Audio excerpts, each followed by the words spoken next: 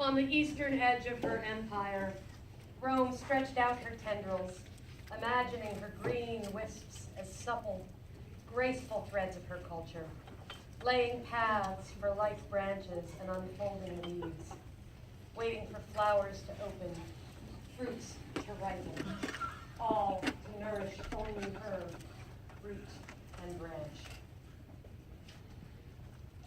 But those tribes her shoots wriggled into felt her thorns, and saw the fine tendrils grasp and encircle and thicken, aiming to strangle all they touched, tripping the polished hooves of cherished steeds, and robbing richness from the soil of long-tilled farms, until those encroaching branches choked out life, wilder and older and more beautiful than Rome could see.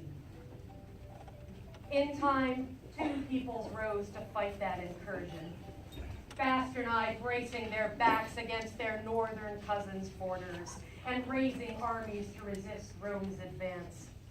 Sarmatae sharpening their blades, saddling their horses, and harrying the empire's line. Together they pruned and burned out the menaces they could, ranging over the Balkans and guarding the sacred waters of the Danube from such greedy roots. But Crassus the Younger cut them deeply, shaming their emissaries and burning the forests that clung to the Danube's banks, and the Bastarnae submitted for a time. Still, they cherished their bond to the horse people, and tribes and families wove together, trading gifts and ambassadors, and then sons and daughters, binding themselves together to hold those plains of ancestors and newborns, kurgans and cradles, herds and falcons, villages and wagons, and above all, Istro, Danube, he who marches towards the sun and gathers all smaller streams in his arms, from his spring in the Black Forest to Euxynos, blackest of seas. The sister tribes rose again under the banner of the Goths, dragging Romans out of eastern soils and laying Decius low at Abritus, then watching the plague of Cyprian destroy the reeking Roman towns, the clean, broad river a shield, protecting both tribes, Matuus, luck giver, a border wider than plague's reach. Then Claudius Gothicus, son of the Illyrians, planted his twisted staff in the soil at Nisus, demanding laicity and tribute before falling to the plague that clung to Rome's towns. Again, Bastarnae and Sarmatae submitted to the empire that sought their destruction, and again they clung to their river, relying on Istros water to shield them in summer and carry their war bands in winter. Both tribes called on their women to hold fast and train hard, as their men entered a foreign army or farmed for Roman overseers.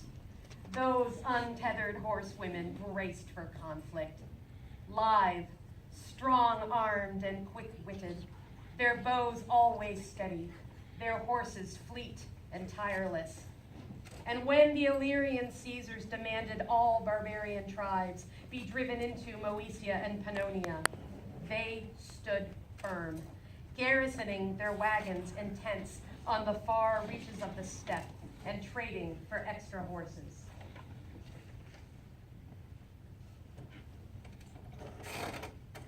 We left out in the morning, marching on to war, and I feel as though I've been here 100 times before. Oh, it's my first time to go and dance the blades before I slept last evening. To my gods I pray, that if I die in battle, tomorrow I'll be home. Oh, it's 70 days march to and from home. What a soul.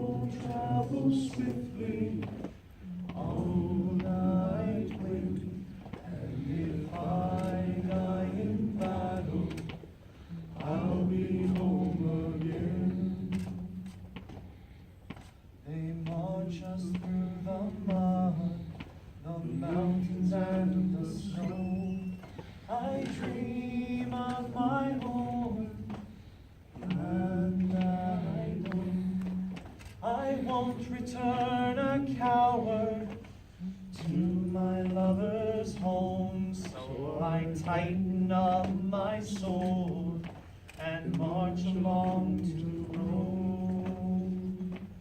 And if I die in battle, tomorrow I'll be home.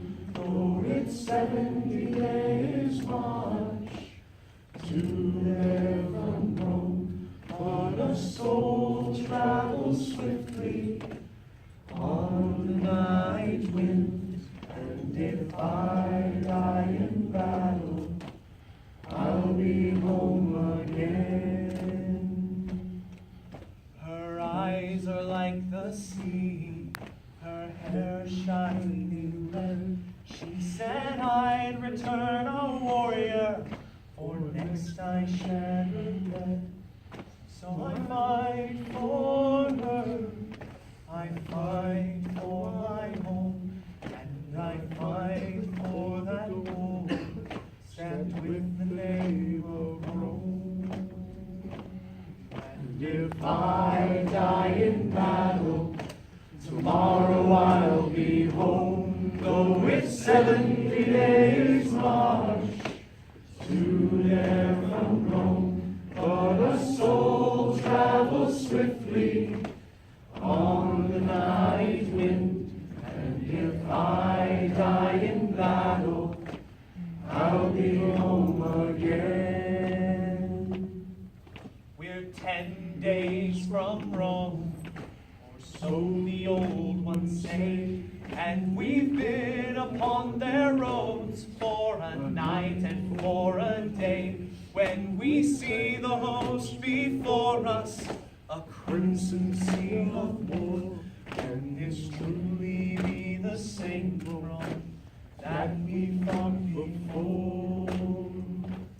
And if I die in battle, tomorrow I'll be home. Though it's 70 days march to there from Rome, but a soul travels swiftly on the night wind. And if I die in battle, I'll be home again. We make our final stand along that cursed road, and I'm covered in lies, blood, sweat, and woe. I'll never see the city, the place that they call Rome. The sky grows dark as a javelin sends me home. And if I die in battle, tomorrow I'll be home. Though it's 70 days march to there from Rome, but a soul travels swiftly on the night wind. And if I die in battle, I'll be home again. I travel with the sheep on my journey home. They show me of the future, this place they call Rome. They show my people running, they show my homeland burn, and the sheep say make ready, for the legions come. And if I die in battle, tomorrow I'll be home. Though it's 70 days march to there from Rome, but a soul travels swiftly on the night wind. And if I die in battle, I'll be home again. In my hometown, a child is born every next day.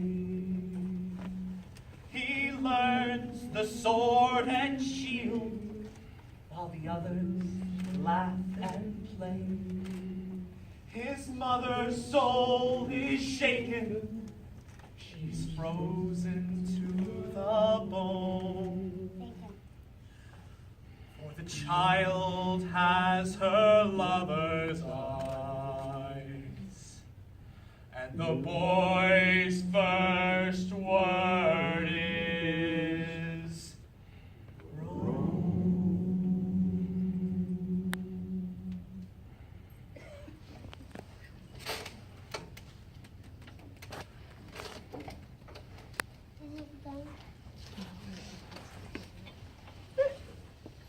The Sarmatai selected Oda, chieftainess of the Yasages, to carry news of their plight to the Basternai settlements, imploring them to rise and resist Diocletian's plot to force all tribes into narrowing pastures, cutting the feet from under her people's horses. So proud her bearing, and so stirring her words, that the Basternai pledged their support before she alighted from her steed. Oda and her allies set to arming their people, rising to train young men and women mounted on nimble horses. And as Oda demonstrated her tribe's method of changing mounts at a gallop, a group of Roman cavalry rode into view and halted, enthralled at the sight of so many women and children arrayed on the plain, playing at such odd sport. Oda slowed her gelding and rode towards the soldiers, her people behind her waiting peaceably. The commander, amazed to hear her call out in fluid Latin that it was a perfect day for riding, so she was training the youngsters for a hunt. The officer replied, "You are a fine rider, and your horse a brilliant animal." Oda accepted his praise graciously, asking how she should address him. "I am Bartholomew of Illyria, and you have the advantage of me. I am unaccustomed to women who address me directly. Your people must be different from mine." Oda laughed, responding, "Yes, different from yours, and even from our Basternai friends, as well as alike. We all love fine weather, good food, and safety, but also the hunt, and riding too swiftly on a horse just broken to saddle. I am Oda of the Yasages, ambassador for my tribe, hence my skill with your clipped tongue.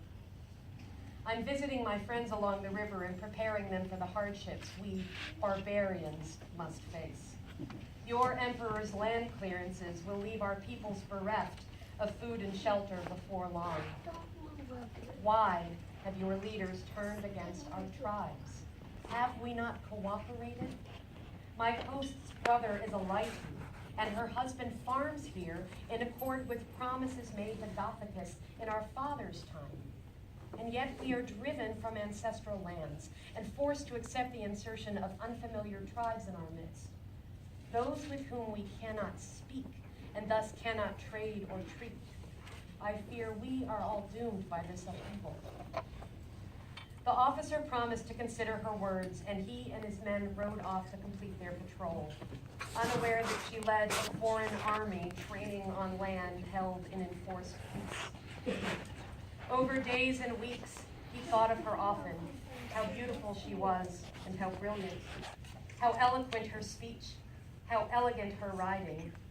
And he worried that the children he saw with her that day would lose the brightness in their laughter as his men closed off the steppe, cut farms in half, and pressed their fathers into service.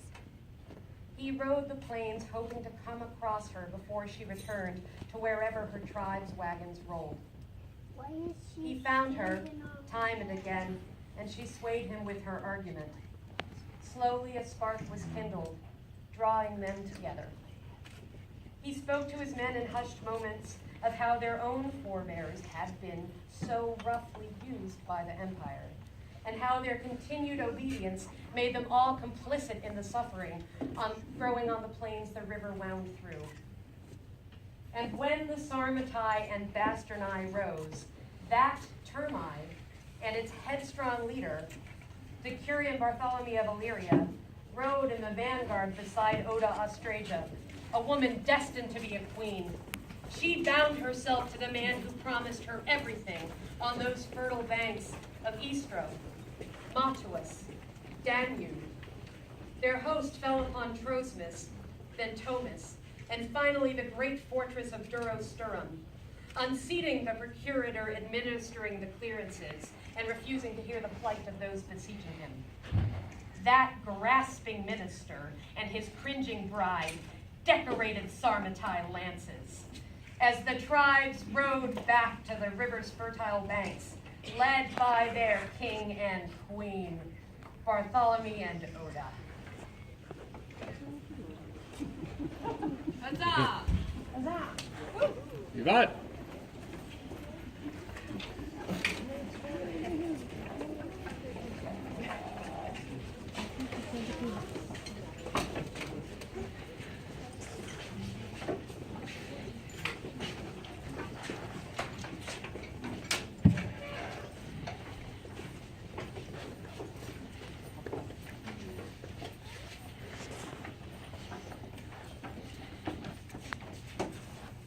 This hereby opens the court, Bartholomew and Oda, the sovereign consort of the laurel kingdom of Meridies. All due to them great honor.